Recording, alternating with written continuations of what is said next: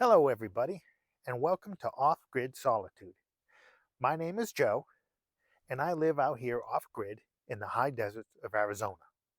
It's a nice sunny day today, which is good because last week it was a bit cloudy and we had some stormy weather, and I ran out of power. It's kind of my own fault. I designed my system to have just enough power for one day, basically. And I did that because I didn't have enough money for a larger system. I'm going to upgrade eventually. But on a sunny day like today, I have enough power to run everything I need and fill up my batteries. When my batteries are full, I can probably last all day and maybe a little bit into the next day. But if I have two cloudy days in a row, or maybe alternating cloudy and sunny, I'm going to run out of power eventually. So I'll have to make some sacrifices and either unplug my refrigerator at night or maybe not use my internet router all the time or turn my lights off and go to bed early. It really wasn't that big of a deal for me, but I can see some people getting pretty annoyed and just calling it quits on the whole off-grid thing. And it got me thinking, how come some people stick with this whole off-grid thing and some people call it quits? Off-grid living isn't for everybody, and some people stick it out longer than others. And my recent power outage got me thinking, why do some people stick with it and some people don't? Recently, I saw a YouTuber who was a young guy who bought some land up in Alaska and built a cabin for himself.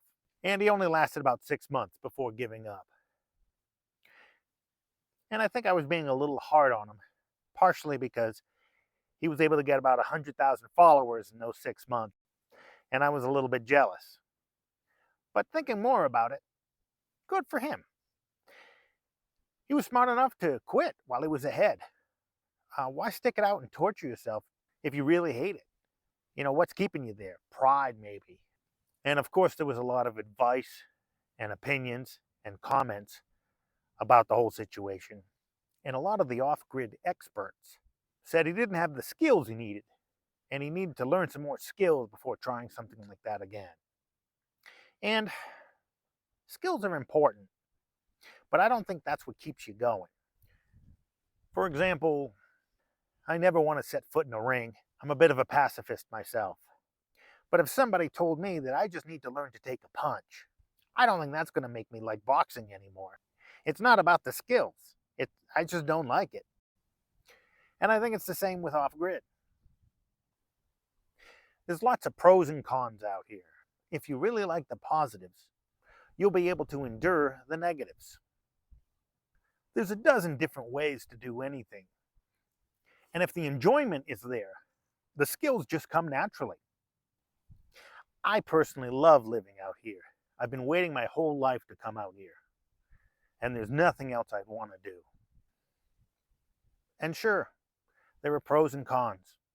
I've got a limited amount of power, and I can run out.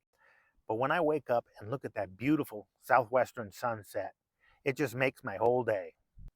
And yeah, it's cold in the mornings. Sometimes I have to sleep wearing a hat and a coat underneath all my blankets. But I love my animals. They're better friends to me than any coworker or classmate had ever been.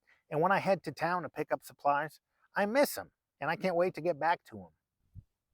So a lot of times, I don't even notice the hardships until I'm telling somebody a story about it, and they're looking at me in horror.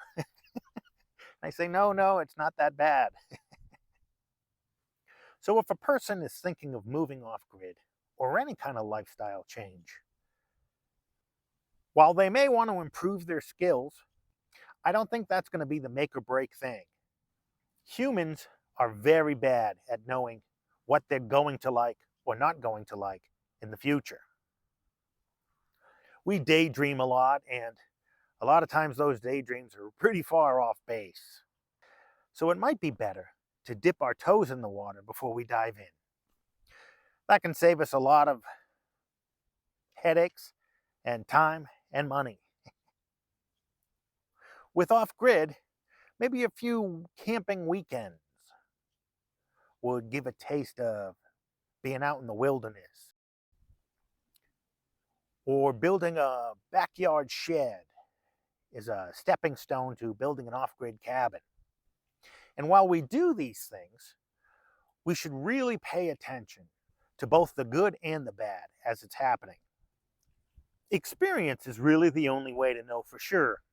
And that's why I'm not so hard on these people who give up. Hey, at least they went out and tried. Well, those are just a few thoughts for the new year. Thanks for watching.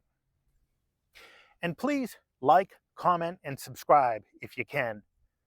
YouTube pays attention to that sort of thing, and it really does help out the channel.